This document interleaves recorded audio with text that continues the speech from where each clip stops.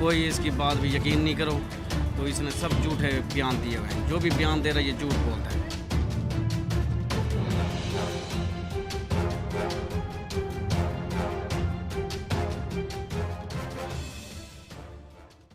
नमस्ते, मैं हूं सुरेश कुमार एकलवे और आप देख रहे हैं हिंदुस्तान न्यूज एंड टिप्स।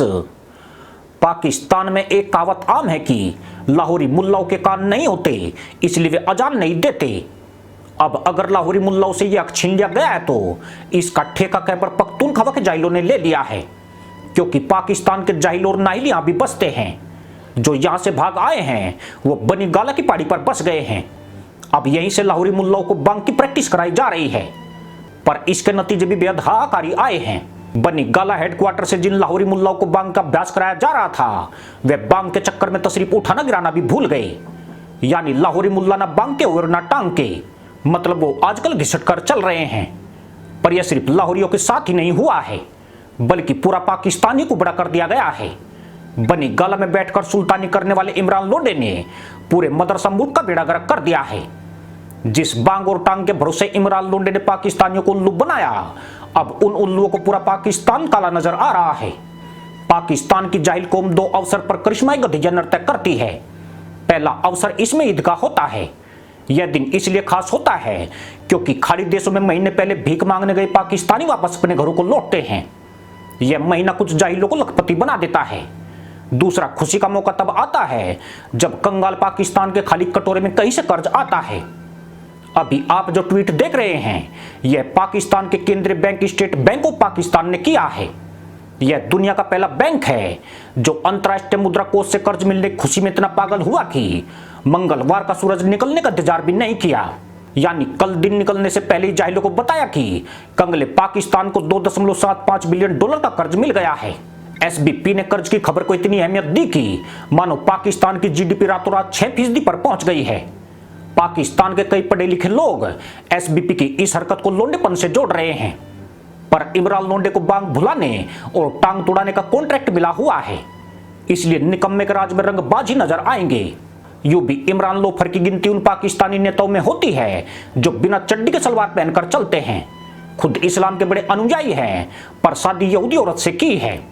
देश के 1 करोड़ भिखारियों को नया कटोरा देने का ऐलान किया था, पर कटोरे बनाने वाली फैक्ट्री चालू नहीं हो पाई है। 50 लाख घर बनाने का मुल्ला जुमला छोड़ा था, पर जो घरों में रहते थे उनके ऊपर इतना कर्ज चढ़ा दिया गया है कि आज वे अपने ही घरों को छोड़कर भाग रहे हैं। आईएमएफ से $2.75 बिलियन का कर्ज मिलने पर दावा किया गया है कि पाकिस्तान की अर्थव्यवस्था दुगनी गति से दौड़ेगी। भारतीय रुपए में यह कर्ज 20,000 करोड़ रुपए से ज्यादा का बैठता है। मदरसा पैदाइश पर पहले ही प्रति टोपीबाज 1,75,000 रुपए का कर्ज चढ़ा हुआ है। अब इसमें और बढ़ोतरी होना तय है। अकेले इमरान लोंडे के कार्यकाल में एक टोपीबाज पर 54,901 रुपए का कर्ज लादा गया है। अब पूरे पाकिस्तान पर आईएमएफ और विश्व बैंक का कर्ज बढ़कर 130 अरब रुपए हो गया है, जबकि चीन और अन्य कर्जदाता देशों का उसके ऊपर $105 अरब का कर्ज चढ़ गया है। यानी सत्ता संभालने के बाद से इमरान लोंडे ने मदरसा पैदाइश की बजाने में कोई कोर कसर नहीं छोड़ी है। पर एक सवाल जो सभी को हैरान करता है कि वह यही है कि भारत पाकिस्तान को कर्ज देने वाली संस्थाओं के सामने कभी आपत्ति नहीं करता है। आईएमएफ के बोर्ड ऑफ डायरेक्टर्स में भारत भी शामिल है। आईएमएफ द्वारा पाकिस्तान को कर्ज देने पर भारत को कोई परेशानी नहीं है। इतने नहीं, G20 देशों का पाकिस्तान पर $20 अरब से अधिक का कर्ज है, मगर भारत यहां भी कोई विरोध नहीं करता है। विशेषज्ञ कहते हैं कि भारत एक रणनीति के तहत ऐसा कर रहा है। वह चाहता है कि पाकिस्तान पूरी तरह से कर्ज आश्रित अर्थव्यवस्था बन जाए। पाकिस्तानी नेता भी देश की आर्थिक नीतियों में सुधार करने की अपेक्षा विदेशी कर्जों पर निर्भरता बढ़ा रहे हैं। इसका दुष्परिणाम यह हुआ है कि पाकिस्तान नए कर्ज तो ले लेता है, मगर आर्थिक नीतियां कमजोर होने और भ्रष्टाचार के चलते उसका सही मद में सदुपयोग नहीं कर पाता है, जिससे उसे फिर से नए कर्जों की गुहार लगानी पड़ती है। भारत की इस नीति की झलक प्रधानमंत्री नरेंद्र मोदी के इस भाषण में साफ साफ नजर आती है। जो कल तक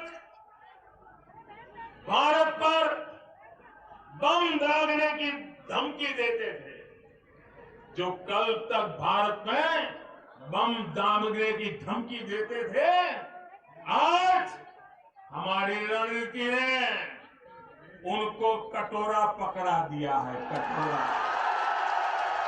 इसका साफ मतलब यही है कि भारत मदरसा मुल्क को कर्ज की दलदल में जाने को मजबूर कर रहा है।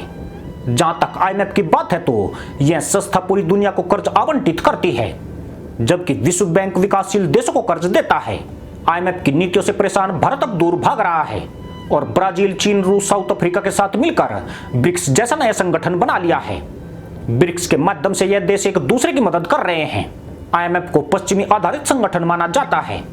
इस संगठन में हर एक देश का उसकी अर्थव्यवस्था के हिसाब से कोटा तय किया गया है। नियम के मुताबिक सदस्य देश अपने कोटे से 200 से 600% तक का लोन ले सकता है। पर इसमें बड़ी विसंगति यही है कि अमेरिका का कोटा 17.7% के करीब रखा गया है, जबकि भारत और रूस का कोटा 2.5% के लगभग रखा गया है। इन विसंगतियों के कारण भारत और रूस ने IMF के जवाब में क्षेत्रीय संगठन ब्रिक्स को मजबूत किया है।